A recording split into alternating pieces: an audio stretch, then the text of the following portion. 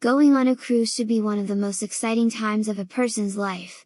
Exotic locations, great shows, meeting new people and amazing food and drinks are all things that make going on a cruise something that should be on everyone's bucket list at least once in their lives.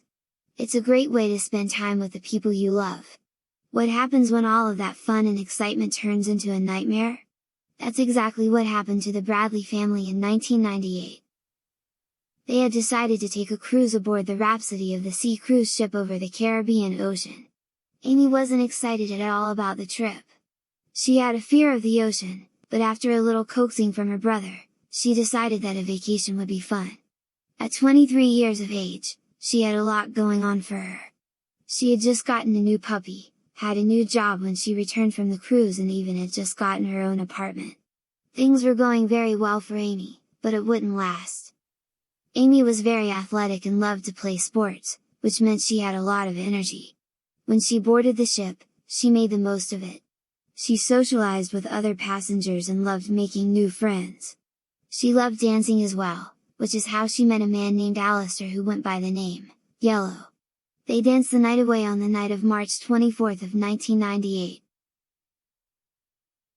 She decided to return to her cabin, where she sat outside her room chatting with her brother Bradley until the early morning hours. Bradley had been having a great time as well, so he decided that he needed to get some rest and he retired to his cabin. Amy decided that she wanted to sit outside alone for a while and enjoy the breeze off the ocean and take in the beautiful sunrise. Ron Bradley, Amy's father, would recall seeing his daughter in a chair on the room's balcony when he briefly woke up at approximately 5 a.m. When he woke up again around 6 a.m., Amy was gone, the only missing things were her cigarettes and a lighter. That would be the last time anyone seen Amy on She's ship. When her family awoke, they went to look for Amy, but she was nowhere to be found. They did a search of the ship and couldn't find her anywhere. They became frantic and alerted the captain, telling them that Amy was missing. Again, the crew searched the ship and Amy was nowhere to be found. Where could she be? They were about to land on the island of Curacao after having just visited Aruba. The ship's captain gave the family the choice of getting off at the island Curacao or staying on board. They chose to get off the ship and do a search of the island. Before they did though, they had police question Alistair as to if he had anything to do with Amy's disappearance. Some of the passengers had seen him with her right around the time she vanished. After a polygraph test, he was cleared. They left and went ahead and went to the island of Curacao. A scuba diver approached them and told the family that he had seen Amy in the presence of some men walking her down the beach.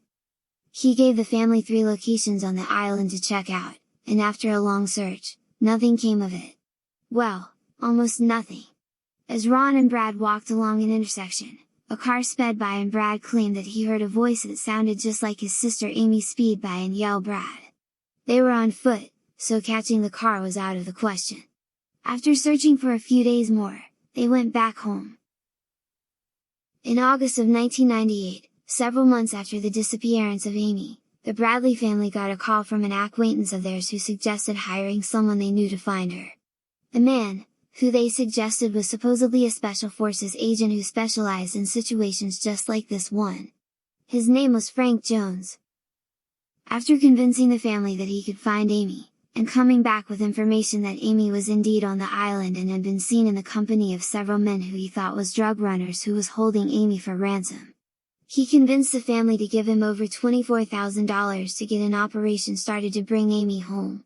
It was just the beginning. Soon, he convinced the Bradley family that he needed more money to pay his crew so that they could go in and rescue Amy.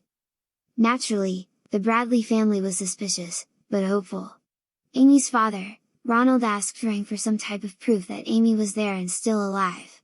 He sent a photo of a woman on the beach with her back to them who appeared to have Amy's tattoos, which was enough proof for Ronald and Ava. They sent in addition $100,000 to Frank Jones, who had told the family that Amy would be back home with them, safe and sound, very soon. Sadly, it was never to be. It was all a lie. Frank had told the family to fly to Florida and to be ready to take a flight over to Curacao to bring Amy home when he called. The family waited anxiously in the hotel for over a week before a call came telling them that they had to abort the mission because while trying to rescue Amy, several of his men had been shot. The family was absolutely devastated. Thankfully though, one of Frank's men came forward and told the family that Frank was conning them. He was living it up on the island on the money that was supposed to be for rescuing Amy. What a scumbag! There's a special place in hell for people like this. The FBI was soon alerted and after an investigation, they went to arrest Frank Jones who tried to escape but was soon caught. He was sent to prison for 5 years, and he was ordered to give back all the money he took from the family. He robbed the family of much more than money though, he took precious time away from the investigation in the hope of bringing back their beloved daughter. That wasn't the end of the case just yet. A former naval officer came forward with a story that would get their hopes up on finding Amy again. 4 years prior, he had been visiting a Curacao brothel and was convinced he had seen Amy Lynn Bradley. He didn't come forward sooner because he claimed that it would have possibly destroyed his military career as he was in the military and they are not supposed to be visiting brothels. He even claimed that the woman approached him and said, "My name is Amy Bradley and I need your help," before he could find out why. They were separated. By the time he saw her name and face on the news years later, he came forward. He told the FBI where the brothel was and they went to investigate, only to learn that it had burned down a few years prior. Any information they could have gotten was lost with time. Not long after, a human jawbone was found on the beach of Curacao. For whatever reason, it was DNA tested to see if it was a match for another young woman who had vanished in the same area, Natalie Holloway. It was not a match, but they never did a test to see if it was Amy's. To this day, Amy has never been found. If you know anything about the case or know someone who may, please consider how her family must feel. Do the right thing and come forward. Call the FBI. Let's help this poor family get some closure, one way or another. As always, thanks for watching. We'd love it if you'd give the video a like and hit the subscribe button. We appreciate all of you very much. Till next time.